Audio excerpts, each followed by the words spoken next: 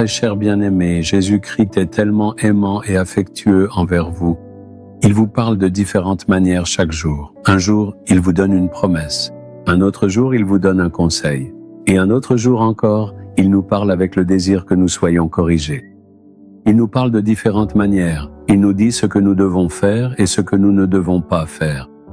Tout cela est en effet la parole de Dieu. Ce n'est qu'en écoutant attentivement que nous pouvons recevoir la bénédiction. Même aujourd'hui, il vous donne une promesse. C'est une promesse pour votre famille.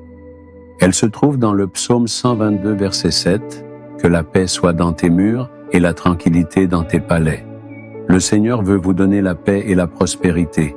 Nos murs et nos palais ne sont rien d'autre que nos foyers. Dites-vous, où est le palais? Nous vivons simplement dans une cabane. Nous sommes dans une maison ordinaire. N'est-ce pas votre palais? Cela peut être une maison ordinaire ou une petite cabane. Cela peut être une vieille maison ou une grande, peu importe ce que c'est. La maison dans laquelle vous vivez est en effet votre palais. Il doit y avoir 2 bénédictions à l'intérieur. C'est cela qui est important. Quelles sont ces bénédictions? Ce sont la paix et la prospérité. À quoi bon vivre dans une maison somptueuse sans aucune paix? Même si ce n'est qu'une petite cabane, nous vivons paisiblement et nous sommes tranquilles. Ne dira-t-on pas cela? Donc la paix est une grande bénédiction. La seconde, c'est la prospérité dans la santé. À quoi bon avoir une grande maison et du confort? Nous avons maladie sur maladie. Nous allons sans cesse à l'hôpital et prenons des médicaments. Quelle vie est cela? Ainsi, la paix et la prospérité dans la santé sont les 2 bénédictions essentielles pour nous. Ceux qui possèdent ces 2 choses chez eux sont les véritables rois et reines. Ce sont eux qui vivent heureux. Le Seigneur vous promet qu'il y ait la paix et la prospérité.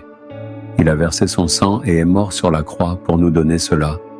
Puisqu'il a porté notre péché et notre malédiction et qu'il est mort pour nous, nous avons la paix.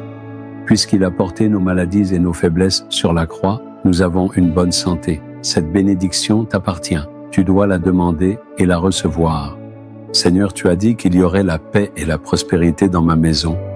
Je le crois et je les veux dans ma maison. Si tu pries ainsi, tu verras un changement béni arriver dans ton foyer. Le crois-tu? Si tu crois, tu recevras cette bénédiction dès aujourd'hui. Certains diront, « Monsieur, le Seigneur nous a gardés en bonne santé. Nous sommes très heureux. Nous n'avons aucune maladie. Nous vivons heureux. » Toi aussi, tu dois parler ainsi. C'est le désir du Seigneur. Prieras-tu pour ta maison aujourd'hui?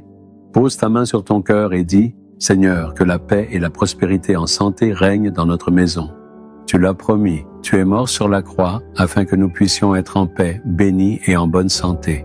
Ordonne cette bénédiction dans notre maison. Ordonne cette bénédiction dans notre famille. Que notre maison soit une maison paisible. Que notre maison soit une maison en bonne santé. Que la paix règne dans chacun des membres de notre famille. Que toutes les maladies s'en aillent et que la guérison vienne. Fais que nous voyions une différence dans notre maison à partir d'aujourd'hui. Que la bénédiction de cette promesse repose sur nous. Nous prions au nom de Jésus-Christ. Amen, amen.